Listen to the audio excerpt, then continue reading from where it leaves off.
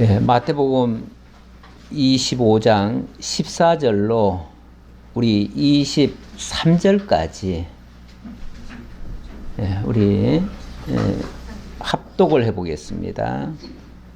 또 어떤 사람이 타국에 갈 때 그 종들을 불러 자기 소유를 맡긴과 같으니 각각 그 재능대로 한 사람에게는 그 5달란트를, 한 사람에게는 2달란트를, 한 사람에게는 1달란트를 주고 떠났더니 5달란트 받은 자는 바로 가서 그것으로 장사하여 또 5달란트를 남기고 2달란트 받은 자도 그같이 하여 또 2달란트를 남겼으되 1달란트 받은 자는 가서 땅을 파고 그 주인의 돈을 감추어 두었더니 오랜 후에 그 종들의 주인이 돌아와 그들과 결산할세 5달란트 받았던 자는 5달란트를 더 가지고 와서 주인이여 내게 5달란트를 주셨는데 보소서 내가 또 5달란트를 남겼나이다.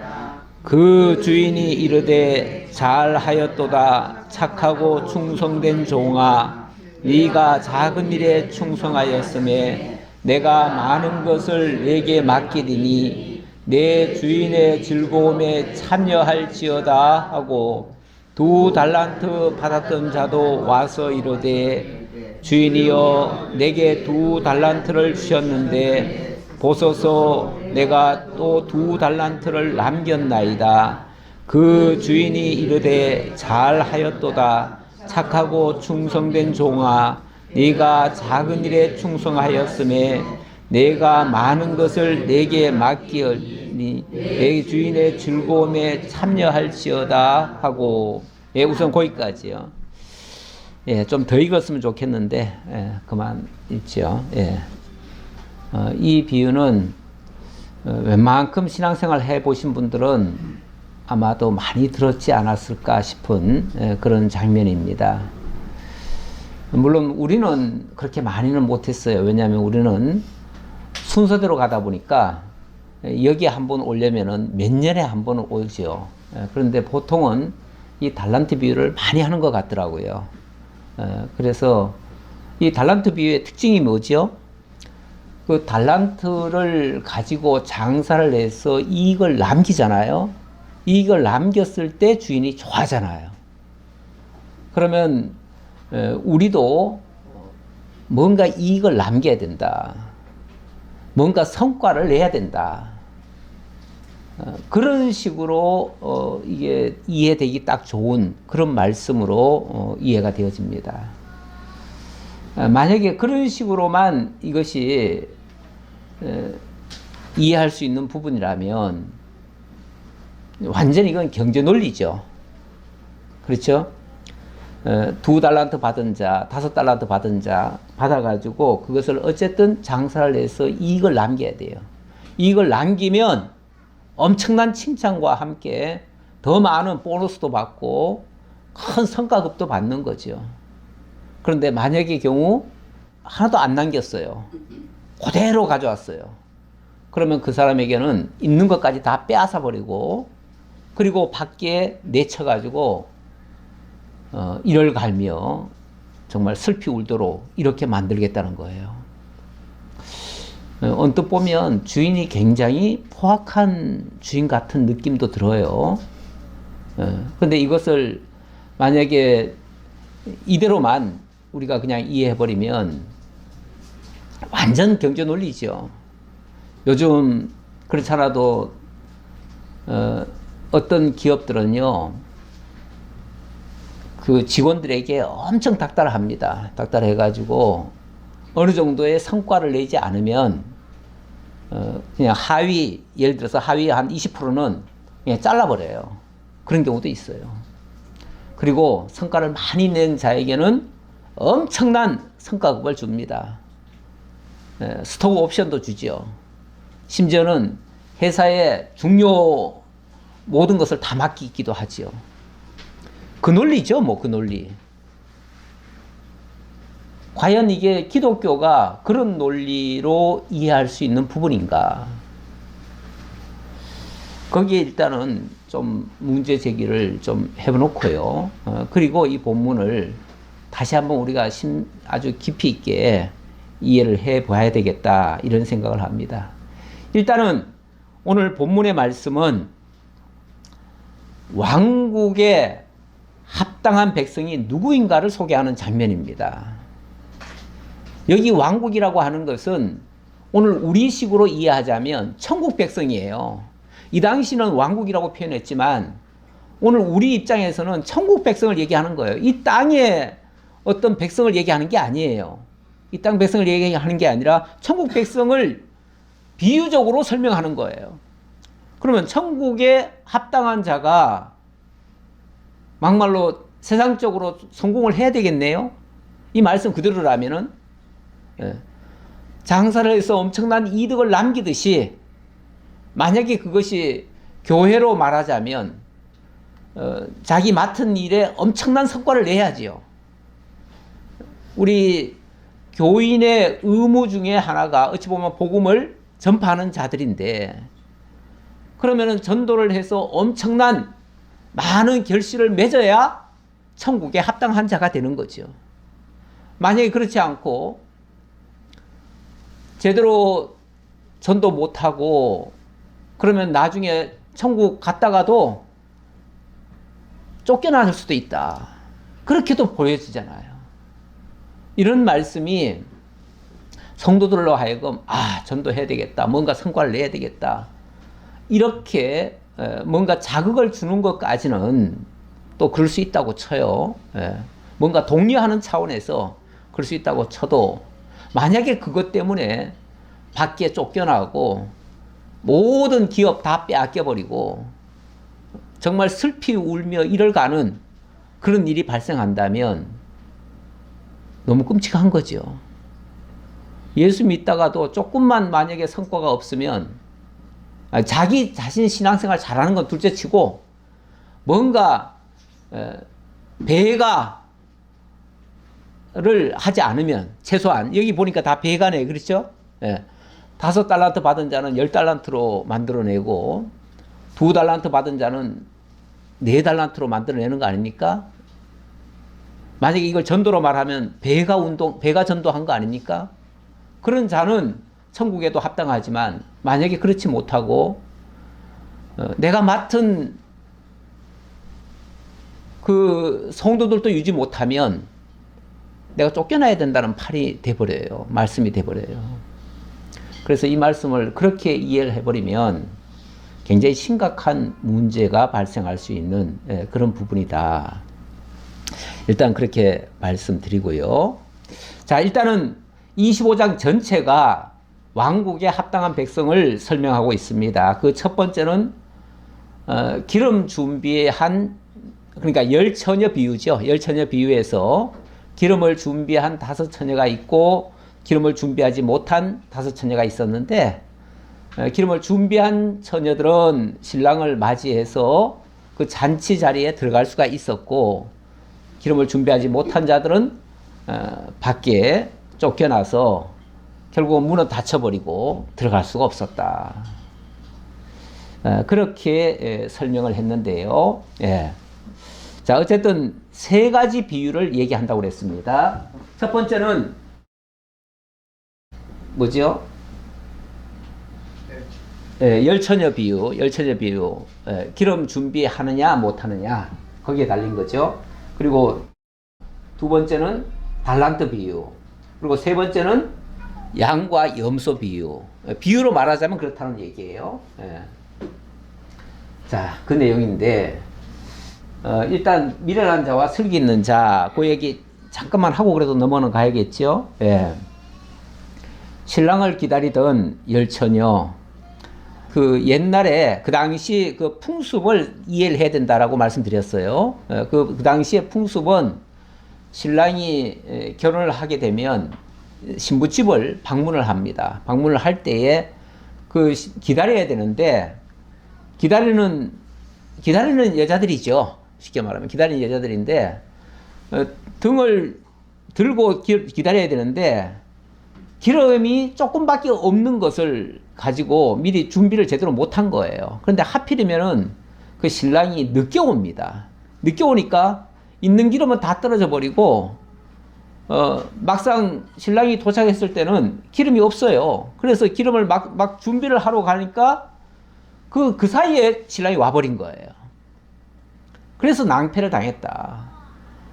나중에 기름 준비해가지고 와보니까 이미 신랑은 방 안으로 들어가 버리고 문은 닫혀버렸어요. 문이 그냥 닫혀버렸어요. 신랑이 왔으니까 그 집의 임무는 다 끝난 거예요. 그러니까 문이 닫혀버리니까 뒤늦게 기름 준비해 와봤자 들어오지도 못했다. 이 얘기예요. 이게 무슨 뜻인가? 일단은 이게 이제 가리키는 의미를 제가 제대로 설명을 안 해드렸던 것 같은데, 기름이 가리키는 의미는 뭐 당연히 우리 신약 시대에 기름 하면은 성령의 기름 부으심을 예표적으로 보여주는 하나의 모형과 그림자 같은 모습이죠. 성령의 기름 부으심이라는 것이 또 이상하게 생각하시는 분들이 있어요. 뭐 성령이 무슨 뭐 미끌미끌한 기름을 갖다 바르는 것처럼 생각하시는데 그게 아니고 성령이 우리와 함께 하시는 거예요. 예수님이 부활 승천하시면서 내가 가면 너희에게 보혜사 성령을 보내주겠다. 그럼 성령이 너희에게 임하면 너희가 이런 역사가 있을 것이다. 그래서 성령이 임하면 사람이 바뀌는 거예요. 죽었던 사람이 살아나는 거예요. 이걸 거듭남이라고 그랬죠. 그러니까 성령의 기름 부으심은 다른 말로 하면은 성령 세례예요. 결국 성령 세례를 받은 자가 하나님 나라에 합당한 자라는 뜻이에요. 우리도 우리가 다 지금 교회를 나옵니다. 수많은 사람들이 교회를 다니죠. 다니는데 교회는 다니지만 교회를 다닌다고 하는 것은 어찌 보면 등을 갖춘 자나 비슷해요. 그런데 교회는 다니는데 정작 하나님이 누군지도 몰라요. 예수가 어떤 분인지도 몰라요. 그리고 그분을 믿지는 않아요. 그리고 그분을 교회를 다니면은 복을 받는다라고 예를 들어서 복을 받는다라고 하니까 나는 교회에 나온다. 그리고 교회 안 다니는 것보다는 그래도 교회 생활을 하는 게 내 마음도 편하고 좋다. 그래서 나오시는 분들도 있거든요. 그러면은 엄밀하게 말하면 그분은 지금 하나님을 잘 알지 못해요. 그리고 성령이 함께 하시지 않아요. 그렇다면은 그분은 예수를 믿는다고 할 수가 없잖아요. 믿는다고 할 수가 없으니까 등은 갖췄는데 외형적 모습은 크리스찬 같은데 내막적으로 들어가 보면은 크리스찬이 아닐 수도 있다는 얘기가 되는 거죠. 겉으로 등을 갖추는 게 중요한 게 아니라 등은 어찌 보면 겉에 있는 거 아닙니까? 기름은 그 등 안에 들어있는 거예요. 그게 겉으로는 잘 안 보일 수도 있어요. 그러나 그게 있어야 계속 불은 타오를 수 있는 거예요. 그러니까 성령이 함께하지 않는다면 그냥 등만 준비되어 있는 상태와 똑같다. 건강하지 않은 상태다. 그 말이죠. 그래서 이 기름 준비를 하는 것은 사실 우리가 예수님 오시고 난 다음에는 이미 때가 늦잖아요. 그렇죠? 언제 준비돼야 되는 겁니까? 주님이 오시기 전에 바로 지금이 준비할 때죠. 보라, 지금이 은혜 받을 때요. 지금이 구원의 날이로다. 이런 말씀도 있죠. 바로 지금이 내게 주어진 예수를 믿을 기회이고 성령의 기름 부음 받을 기회인 거예요. 이 땅에 사는 동안이 그런 거예요. 사실 우리가 주님이 오신다고 하거나 내가 주님 앞에 가는 날은 이미 늦은 날이에요. 그러니까 이 땅이 어찌 보면 예수 믿을 절호의 기회예요. 나중에 믿지. 아유, 뭐 죽기 전에 믿으면 되지. 근데 죽기 전에 가면요, 생각도 안 나요. 생각도 안 나요. 예수가 누군지 더 몰라요. 그동안 들은 거라도 있는데 그것마저 다 잊어버려요. 그때는 이미 늦어요. 때는 늦으리. 그러니까 그때 그 이전에 예수를 영접하라. 그 소리예요. 쉽게 말하면. 예수 영접한 자가 성령으로 거듭난 자이고, 성령으로 거듭난 자가 기름이 준비된 자이고, 기름 준비된 자가 천국의 백성에 합당한 자이다. 그 예를 지금 기름 비유로 하신 거예요. 자, 그리고 오늘 본문이죠. 네, 본문은 또 어떤 사람이 타국에 갈 때 그 종들을 불러 자기 소유를 맡긴 것 같으니, 이렇게 얘기를 했습니다. 어떤 사람이 타국에 갈 때 그 종들을 불러서 자기 소유를 맡겼다. 타국에를 왜 가지요? 일단은 이 본문을 이해하기 위해서 이 배경도 사실은 좀 이해를 해야 됩니다. 이 배경이 없는 상태에서 이 부분을 이해하려면은 온갖 억측들이 다 나오고요. 나중에 가면 엉뚱하게 진짜 많은 성과를 내야만 칭찬받고 상급받고 잘 살 수 있다. 그렇지 않으면 내쫓겨버리고 그야말로 어떻게 해서든지 성과를 내야 된다. 기독교가 성과주의로 바뀌어져요. 세상의 경제 논리와 똑같아져요. 그러다 보니까 어떤 교회의 모습은 정말 하나님의 백성들이 모여있는 장소가 아니라 어떤 기업 같다고 생각하시는 분들도 있어요. 실제로 어떤 교회들은요, 교회에다가 그래프를 다 만들어 놓습니다. 그래가지고 전도 몇 명을 했느냐, 그거 가지고 정말 상을 주고, 그거 가지고 다 평가를 합니다. 교역자들도 큰 교회들 보면은, 전에 저희 어머님도 그 부교육자를 하셔서 그 내용을 몇 번 들었는데, 그거 가지고 굉장히 치열하대요. 그러니까 전도사들을 두면은 전도사들이 서로 경쟁을 하는 거예요. 많이 전도하려고. 심지어는 많이 전도하기 위해서 다른 경쟁자 그 구역에까지 들어가 가지고 거기서 사람들을 데려오고 막 이렇게도 한대요. 어떻게 해서든지 자기가 그 성과를 내야 되니까. 그리고 그 목표치가 있어요. 그 목표치를 달성하지 않으면 아주 한직으로 밀려나 버리고, 그 성과가 좋으면은 정말 좋은 구역을 맡아요. 그런데 우리하고는 다르게 그쪽에 그런 시스템들은 보면은 좋은 구역으로 가면요, 뭔가 부수입도 엄청 많대요. 그래가지고 막 서로 좋은 구역 가려고, 좋은 구역 맡으려고 그렇게 경쟁이 치열하대요. 그 얘기를 가만히 듣고 보면 완전히 그건 기업입니다. 그냥 어떤 세상의 어떤 마케팅 방식으로 그렇게 하는 경우도 있습니다. 그렇게 교회를 유지하는 경우도 있는데, 이 말씀을 그대로 적용해버리면 그런 논리가 나와요. 그렇잖아요. 이 성과를 내면은 그 다음에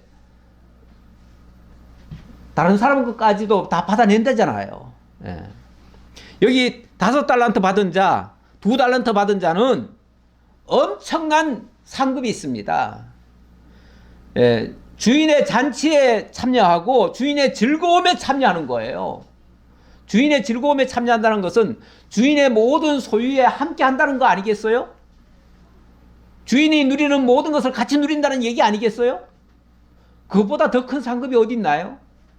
그런데 만약에 성과를 못 내면, 거기까지 제가 안 읽었는데 29절부터 보겠습니다. 무릇 있는 자는 받아 풍족하게 되고 없는 자는 그 있는 것까지 빼앗기리라. 그래서 있는 것까지 탈탈 다 털려버려요. 다 뺏겨버려요.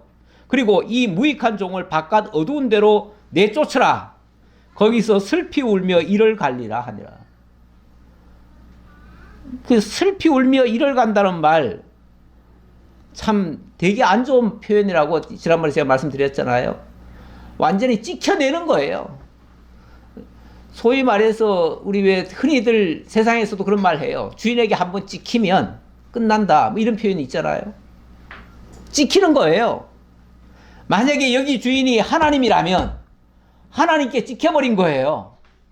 내쫓겨버리는 거예요. 그리고 그동안 좋았던 것도 다 탈탈 털려버리는 거예요.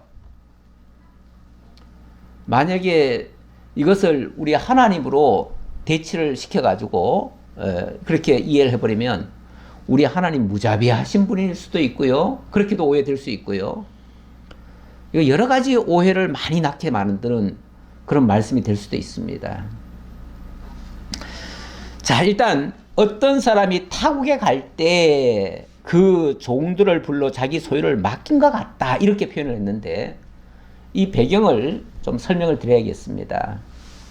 일단 이 장면은요, 그 당시에 이스라엘을 다스리던 헤롯 왕을 배경으로 삼고 있습니다. 헤롯이, 대헤롯이 있고요. 헤롯의 아들들이 있습니다. 그런데 헤롯이 어느 날 죽습니다. 죽고 나니까 세 아들에게 나라를 쪼개가지고 나라를 3등분으로 나눕니다. 이스라엘 나라가 3등분으로 나뉘어가지고 쉽게 말하면 분봉왕으로 임명을 해요. 임명을 하는데 일단은 이스라엘이라고 하는 나라는 로마 정부의 속국입니다. 속국이기 때문에 속국은 그 헤롯이 예를 들어서 그렇게 자기 아들들을 왕으로 분봉왕으로 세웠다 할지라도 자기 마음대로 세우고 자기 마음대로 그것이 이루어지질 않아요. 그게 이루어지려면 로마 정부의 허락이 있어야 돼요. 그러려면 그 일을, 그 막중한 왕의 직무를 잠시 사람들에게 맡기는 거예요. 자기 종들한테 맡겨요. 맡겨놓고 자기들은 로마 정부에 가가지고 로마로부터 인정을 받아야 돼요. 그거 받기 전까지는 정식 왕이 안 돼요. 그래서 자기의 임무를 다른 종들에게 맡겨놓고 그걸 몇 사람에게 나눠주는 거예요. 원래 권력자들은요, 절대 자기 모든 권력을 후계자에게 물려주지 않습니다. 물려줄 때는요, 일부러 경쟁을 붙입니다. 그래서 두세 사람 경쟁자를 세워놓고 그들에게 자기 권력을 나눠주기도 합니다. 이게 예로부터 해오던 방식이에요. 어쩌면 이 헤롯이 아들도 물론 있어서 그랬겠지만은 그 아들들 서로 싸우지 말라고 그랬는지 모르겠으나 어쨌든 나라를 셋으로 쪼개가지고 그거를 나누는 거예요. 그 중에 보면은 유대 땅과 사마리아 땅은 라켈라오라고 하는 아들에게 맡기고요. 갈릴리 땅은 안티파스에게 맡기고 이두레와 드라고니스는 빌립이라고 하는 아들에게 맡깁니다. 이래놓고 그 아들들이 로마 정부에 가서 허락을 받아오는 거예요. 그동안에 그 왕의 역할은 쉽게 말하면 그 종들이 하는 거예요. 이제 그 배경을 가지고 있다. 그 배경을 설명하면서 이 예를 든 거다 그 말이죠. 이건 예를 든 거예요. 예를 든 거고 이랬을 때에 각각 그 재능대로 이 사람은 충분히 이 지역을 맡아서 다스릴 수 있을 거야. 그리고 이 사람은 이쪽 지역을 충분히 잘할 수 있을 거야. 나름대로 판단을 해서 각각 일을 맡긴 거예요. 맡겼는데 그 역할들을 그 명령을 받아가지고 잘 수행하는 사람도 있고요. 또 그 중에는 이 헤롯에 대해서 굉장히 반감이 있는 사람이 있어요. 반감이 있는 사람은 사실은 왕들도 압니다. 저 친구는 내게 대해서 별로 우호적이지 않아. 그런 사람에게는 일을 많이 안 맡깁니다. 맡겨도 조금 맡겨요. 전혀 안 맡길 수는 없으니까 너는 쉽게 말하면 요거 한 가지만 해라 하고서 그걸 맡기는 거예요. 이게 예를 들면 어떤 사람은 5달란트를 맡긴 거고 어떤 사람은 2달란트 맡긴 거고 어떤 사람은 1달란트 맡긴 거나 똑같아요. 어떤 사람한테 일을 굉장히 큰 일을 맡겨놓고 어떤 사람한테는 아주 조그만 일을 맡겨놓는 거예요.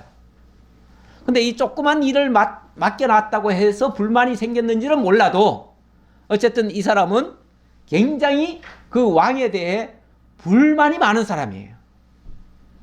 불만이 많은 사람은요, 이 사람이 왕이 안 됐으면 좋겠어요. 그리고 솔직히 왕이 안 되기를 힘을 써요.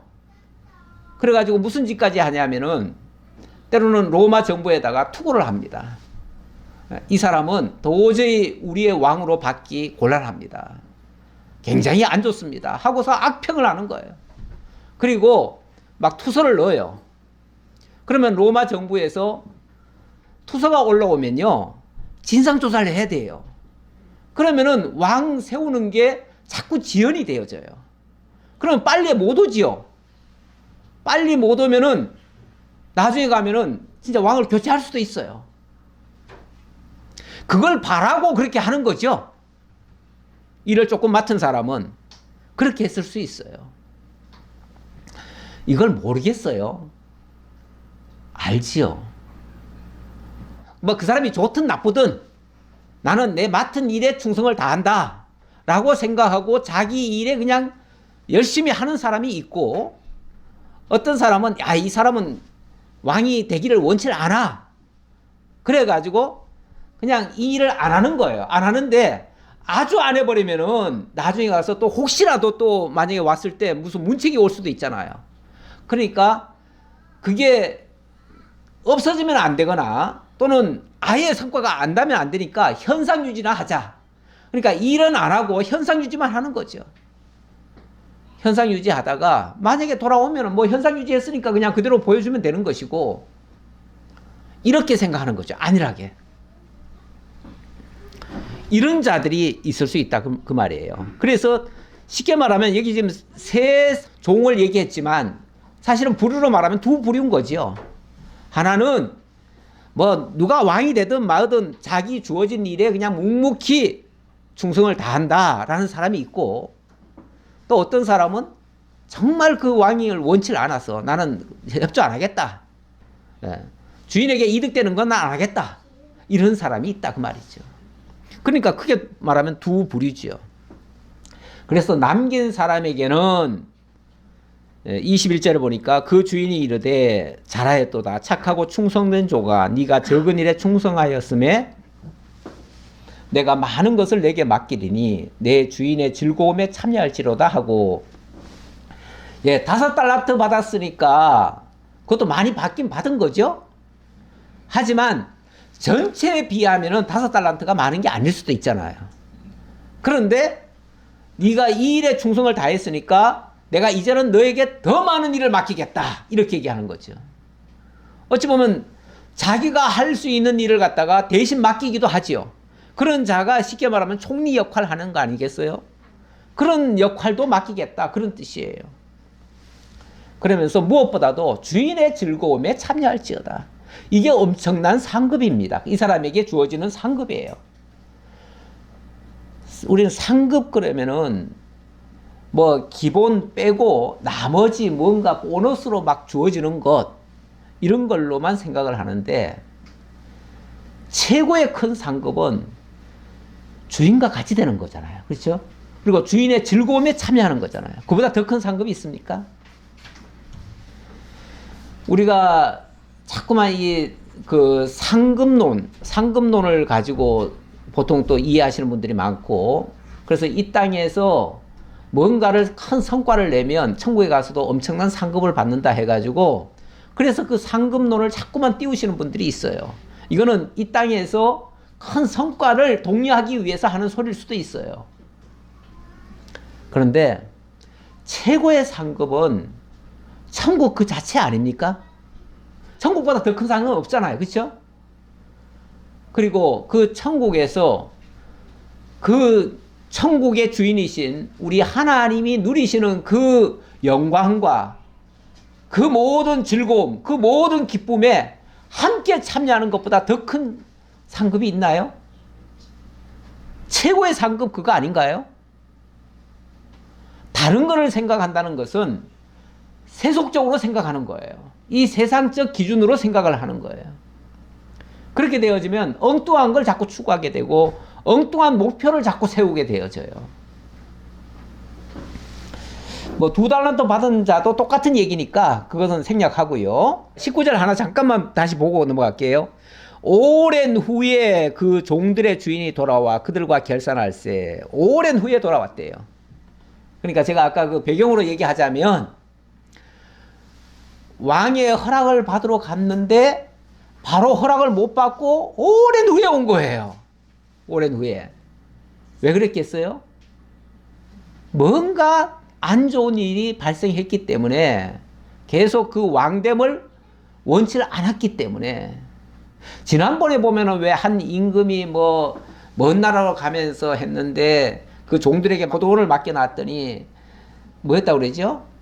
어떤 사람은 충성을 했지만 어떤 종은 이번에 주인 가면은 못 온다. 못 온다. 그러니까 자기네들이 못 오게 한다 그 소리겠죠. 그리고 막 그 종들을 보냈더니 종들을 죽였다고 그러잖아요. 죽였다. 뭐 이런 얘기도 하는데 그것도 비슷한 그런 배경을 가지고 한 말이에요. 예. 오랜 후에 왔다고 하는 것은 뭔가 큰 방해가 있었다는 얘기고, 그러니까 이 주인의 입장에서는 나를 반대하는 자가 있구나라는 걸 아는 거죠.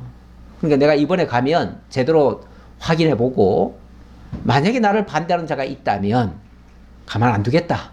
뭐 이런 생각을 하고 왔을 수도 있어요. 그런데 한 달란트 24절입니다. 한 달란트 받았던 자는 와서 이르되, 자 이제 다 계산하자고 했으니까 다 왔을 거 아니에요? 그런데 한 달란트 받은 자가 와서 한다는 소리가 뭐라고 얘기하냐면, 주인이여 당신은 굳은 사람이라 심지 않은 데서 거두고 해치지 않은 데서 모으는 줄을 내가 알았으므로 두려워하여. 자, 지금 이 주인에 대해서 뭐라고 얘기합니까? 좋게 얘기해요? 일단 이 뉘앙스가 별로 좋지 않아요. 그렇죠? 굉장히 뭔가 크게 지금 뭔가 불만이 가득 찬 목소리예요. 말 자체가. 당신은 굳은 사람이라. 물론 뭐 이 굳은 사람이라, 굳었다는 표현이 좋게도 쓸 때도 있긴 있어요. 예. 우리의 믿음이 믿음을 굳게 해서 뭐 이런 표현도 있잖아요. 그럴 때는 흔들리지 않는 믿음, 견고한 믿음, 그런 건 참 좋은 말일 수도 있지요. 그런데 주인을 향해서 굳은 사람이라, 물론 당신은 너무 정확하게, 너무 뭐 분명하게 뭐 이렇게도 얘기할 수도 있는데, 어쨌든 별로 좋은 뉘앙스는 아니에요. 당신은 굳은 사람이라. 굳은 사람 같으면 융통성도 전혀 없고요. 때로는 자비도 없고요. 뭐 이런 사람 아니겠어요? 굳은 사람이라 심지 않은 데서 거두고 해치지 않은 데서 모으는 줄을 내가 알았으므로. 아니, 심지 않은 데서 거두고 해치지 않은 데서 모으는 줄을 내가 알았다? 당신은 이런 사람이다? 심지 않고 거두려고 하는 사람? 그런 사람 뭐죠? 도둑놈 아니에요? 네, 자기가 씨앗도 안 뿌려놓고 막 거두려고 하는 사람, 남의 거 빼앗아 먹으려고 하는 사람 아니에요? 지금 주인을 좋게 생각하고 있는 거예요? 나쁘게 생각하고 있는 거예요? 대단히 나쁘게 지금 악평을 지금 하고 있는 중이에요. 이게 사람의 말이라고 하는 게요, 평소에 생각이 나올 수도 있어요. 그래서 대화를 한참 하다 보면 그 사람이 어떤 사람인지 판단이 되어져요. 말을 잘하고 못하고가 아니에요. 그 내용 속에 그 사람의 진심이 담겨 있어요. 그래서 사람을 확인할 때 겉으로 보고 판단하면 안 되죠. 충분히 그와 대화를 해보면서 그 사람이 어떤 사람인가를, 대화 속에 벌써 그 사람의 생각, 사상, 그런 것들이 다 나오잖아요. 자, 이 사람은 이렇게 알고 있었다. 이 말은 굉장히 이 주인에 대해서 안 좋게 생각하고 있었다, 그 말이죠. 그러니 그동안 좋게 했을 리가 만무해요. 좋게 했을 리가 만무해요. 그동안 자기가 오랫동안 지금 왕위를 제대로 못 받아가지고 그냥 오랜만에 왔는데, 이렇게 오랫동안 그 방해를 놓은 세력일 수도 있다는 생각을 들지요. 또 자기는 또 두려워했다고 그러잖아요. 두려워했다. 당신이 너무 무섭습니다. 이런 식으로 얘기하잖아요. 두려워하여 나가서 당신의 달란트를 땅에 감추어 두었나이다. 예.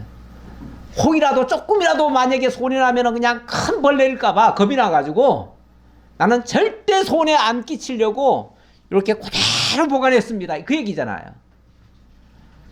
그 소리 하면 칭찬할 것 같아가지고 한 말 같기는 한데 주인을 몰라도 너무 모른 거죠.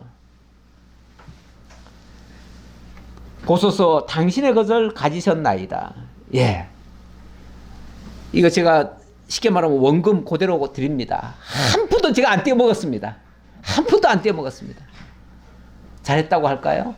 한 푼 안 떼어먹었으니까 잘했다고 할까요? 그거를 땅에다 묵혀놓은 거 아닙니까? 그게 어떻게 잘한 겁니까? 그랬더니 그 주인이 대답하여 이르되 악하고 게으른 종아 나는 심지 않은 데서 거두고 해치지 않은 데서 모으는 줄로 네가 알았느냐? 내가 그런 사람으로 네가 이해했었느냐 지금까지? 그렇게 이해했다면 정말 나를 모른 거죠. 이 주인을 제대로 모른 거죠. 그렇다면 그러면 네가 마땅히 내 돈을 취리하는 자들에게나 맡겼다가 내가 돌아와서 내 원금과 이자를 받게 하였을 것이니라 하고 만약에 그런 생각이었다면 최소한 너는 못한다 할지라도 남에게라도 맡겨가지고 네가 뭐 하기 싫으면 남한테라도 맡겨가지고 그 사람이 은행 예를 들어서 취리하는 자는 은행이에요. 쉽게 말하면 은행에다가 주면 이 은행은 이자라도 남겨줄 거 아니에요. 그러면 최소한의 그거라도 해야 될 거 아니냐. 그런데 그것도 안 해? 이것도 안 하고 저것도 안 하고 모든 뭐가 불만이 그렇게 많아가지고 반대만 놓고 대적만 하려고 하고 그러냐 그 말이죠. 그렇다면 너는 더 이상 이 달란트를 맡을 자격이 없어. 너는 맡아서는 안 돼. 그러니까 너 그거 도로 가져와. 그리고 다시는 너한테 안 맡길 거야. 그 사람에게 어떤 맡겼던 그 임무를 빼앗아 버린 거죠. 그에게서 그 한 달란트를 빼앗아 10달란트 가진 자에게 주라. 그리고 아무래도 5달란트 가지고 5달란트 남겼던 자가 그 사람은 아주 충성을 다한 사람 아닙니까? 그러니까 이 일을 네가 해라 하고서 그에게 일을 맡겼다는 거죠. 그래서 결론은 이렇습니다. 무릇 있는 자는 받아 풍족하게 되고 없는 자는 그 있는 것까지 빼앗기리라. 결과적으로 어떻게 됐냐면 그렇게 그 10달란트로 만든 사람은 더 풍족하게 된 거죠. 그것까지 맡았으니까 더 풍족하게 되고 없는 자는 그 한 달란트밖에 없었던 자는 그마저도 빼앗겼으니까 아예 없는 거죠. 그래서 있는 자는 더 있고 없는 자는 더 없어진다. 이게 무슨 경제 논리로 돈 많은 사람은 더 돈 많이 벌고 가난뱅이는 맨날 그 가난뱅이에서 면치 못한다. 이런 얘기 하려고 하는 소리는 아니에요. 그 논리로 하는 얘기는 아니고 이 배경 하에서 이 부분을 이해를 하셔야 된다라고 말씀드렸고 이 무익한 종을 바깥 어두운 데로 내쫓으라. 거기서 슬피 울며 이를 갈리라 하니라. 결국 그 종은 합당한 자가 아닙니다. 그 나라에 합당한 자가 아니에요. 그래서 그를 내쫓아 버렸다. 더 이상 그에게는 아무 일도 안 맡기고 그로 하여금 모든 일을 다 박탈시켰다. 합당치 않다 그 말이죠. 자, 그 논리입니다. 뭐 이 말씀은 우리 하나님의 심판이 있다는 걸 말씀드리려고 가져왔습니다. 우리가 당장 그 우리 앞에 있는 것만 생각하고 아니면은 현실적인 것만 가지고 자꾸 대입을 해가지고 본문을 이해하거나 이렇게 하려고 하는 경향이 많은데 그러지 마시라. 우리 지금 이 말씀의 그 계속 흐름이 우리 주님 다시 오실 것 가지고 얘기하는 거 아닙니까? 그렇죠? 예수님의 재림, 이 땅에 있는 모든 영광스러운 것들은 다 무너지고 심지어 성전까지도 무너지고 참성전이신 우리 주님께서 다시 오실 것이고 다시 오실 때 누가 그 앞에 설 것인가. 지금 이 얘기하는 중에 여기까지 온 거예요. 예, 마태복음 13장 47절 말씀은 이제 나중에 심판이 있다는 것을 말씀드리고요. 세상 끝에도 이러하리라. 천사들이 와서 의인 중에서 악인을 갈라내어 풀무불에 던져 넣으리니 거기서 울며 이를 갈리라. 이런 일이 이 다음에 주님의 마지막 심판 때도 있을 것이다 라는 말씀 드리고요. 자, 그 다음 장면 세 번째 비유. 이번에는 왕국 백성은 심판 때 오른편에 양 같은 자라고 하시는 말씀인데요. 자, 이 장면 보도록 하겠습니다. 인자가 자기 영광으로 모든 천사와 함께 올 때에 자기 영광의 보좌에 앉으리니. 자, 인자가 자기 영광으로 오신다. 다시 오신다. 자, 예수님 재림의 이야기죠. 좀 점점 더 가까이 설명을 하고 있습니다. 비유지만은 비유가 점점 예수님의 그 모습에 점점 더 가까이 다가오는 그런 비유입니다. 모든 민족을 그 앞에 모으고 각각 구분하기를 목자가 양과 염소를 구분하는 것 같이 하여 양은 그 오른편에 염소는 왼편에 두리라. 오른편, 왼편. 그 앞에 예수님이 자기 영광의 보좌에 앉는다 그랬는데 영광의 보좌가 하나님의 보좌 우편에 이렇게도 표현되고 있습니다. 그 우편이라고 하는 것이 물론 물리적으로 오른쪽이라는 의미도 있고요.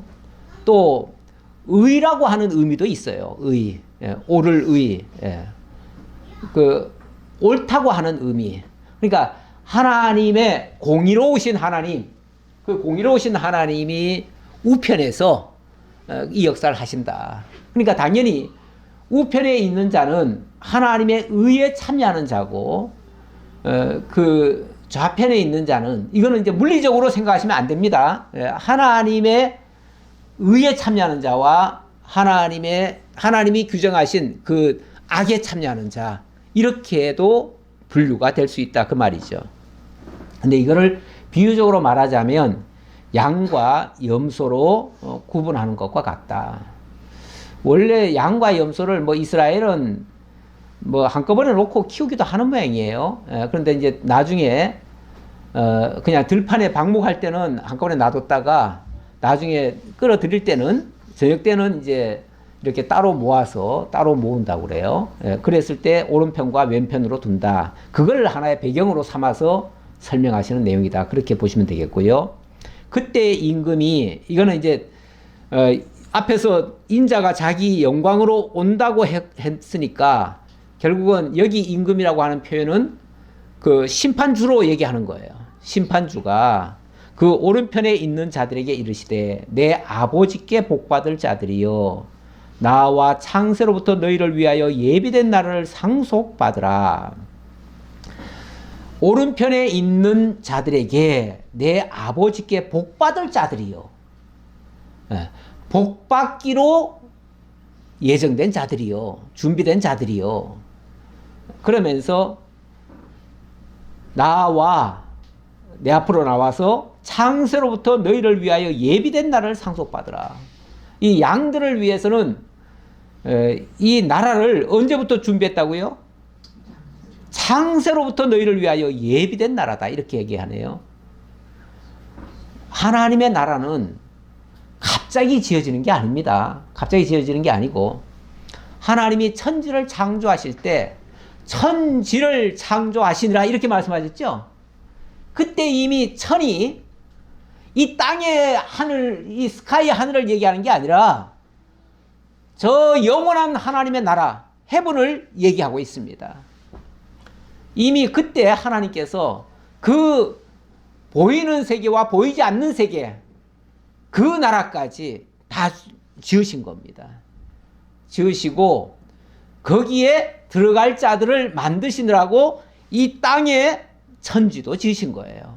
이 땅도 지으신 거예요. 그러니까 지금 우리가 보이는 이 푸른 하늘, 이 푸른 하늘은요, 사실은 저 하늘에 속한 게 아니라 땅에 속한 거예요.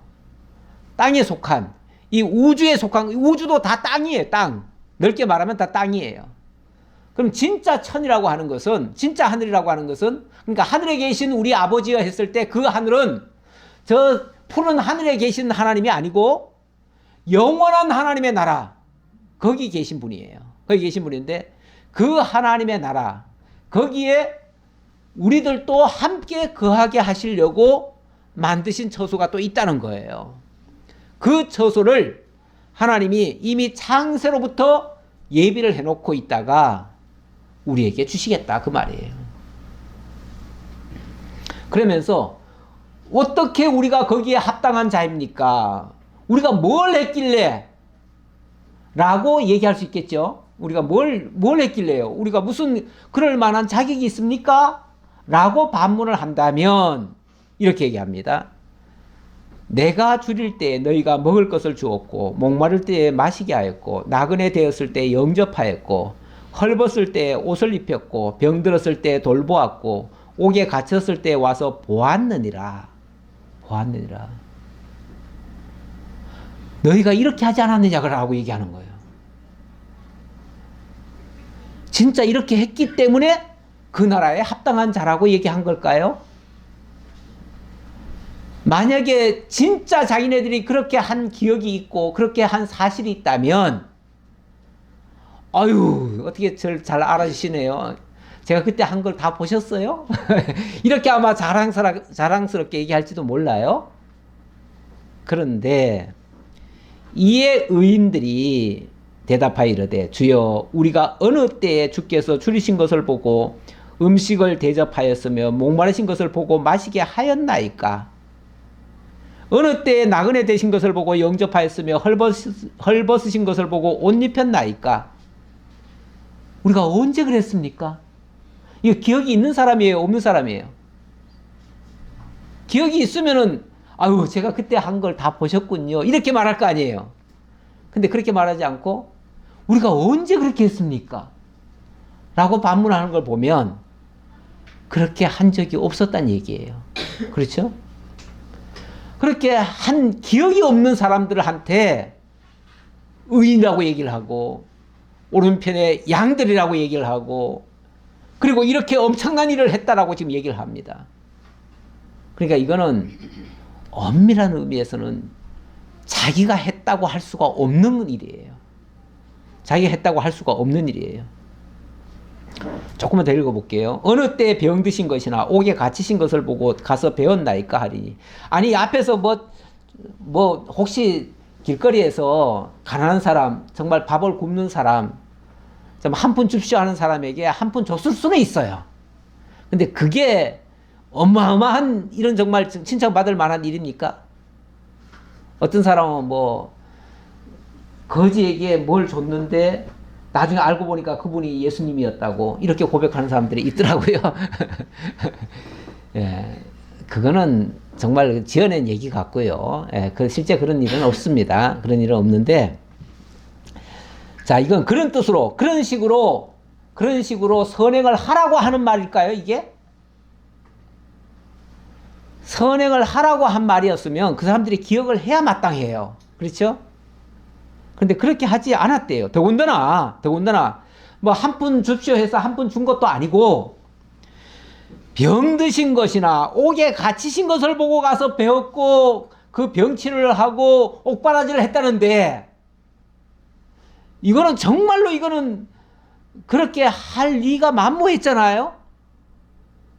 더군다나 딴 사람도 아니고 주님이 그렇게 했다는데, 주님을 그렇게 우리가 대접을 했다는 게 말이 되냐고요. 예, 그래서 우리가 언제 그랬습니까? 도무지 우리는 그런 기억이 없는데요. 그 말은 단순히 기억이 없다는 게 아니라 그렇게 한 적이 없는데요, 그 말이에요. 한 적이 없는데요. 그랬더니 임금이 대답하여 이르시되, 내가 진실로 너희에게 이르노니 너희가 여기 내 형제 중에 지극히 작은 자 하나에게 한 것이 곧 내게 한 것이니라 하시고, 여기 내 형제 중에 지극히 작은 자 하나에게 한 것이 곧 내게 한 것이다, 이렇게 얘기를 했는데, 이 작은 자, 형제 중에 지극히 작은 자, 형제 중에 지극히 작은 자가 누굴까요? 저기 있는 누구예요? 오늘 예? 지율이가 제일 작은 자네 오늘은. 그러면 지율이한테 이따가 깎아 사주면 그게 큰 상금이 될까요? 그 얘기일까요? 예. 예. 사실 우리 주님께서 이 땅에 오셨습니다. 오셨는데 본래는 가장 크신 분이죠. 그렇죠? 하늘 보좌 우편에 계신 분이에요. 근데 그분이 이 땅에 오실 때 어떤 모습으로 오셨어요? 가장 낮은 자리로 내려오셨어요. 가장 작은 자로 오신 거예요. 먼저 성경에는 소자라고 그랬어요. 소자. 아주 어린 자. 가장 낮은 자. 그 자리에 내려오셨어요. 그 주님을 영접한 자가 바로 하나님을 영접한 자예요. 그 주님을 믿은 자가 하나님을 믿은 자예요. 그 주님 안에 들어간 자가 그 주님이 하신 일에 참여한 자예요. 그럼 어떻게 된 거예요? 이 말은 딴 얘기가 아니고 결국 예수 믿은 자란 얘기예요.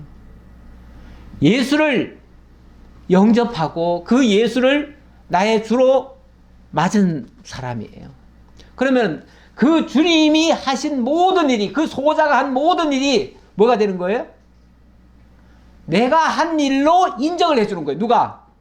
하늘 아버지께서, 하나님 아버지께서 내가 가장 작은 자로 내 아들을 보내놨는데 네가 그 아들을 믿었구나. 그러니 그 아들이 한 모든 일이 네가 한 거나 똑같아.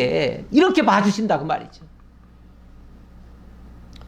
결국 이것은 우리의 공로가 아니었습니다. 우리의 수고가 아니었어요. 우리의 행위가 아니었어요. 정말 예수 그리스도의 공로였어요. 하나님의 은혜였고요. 기도하겠습니다. 아버지 하나님 감사합니다.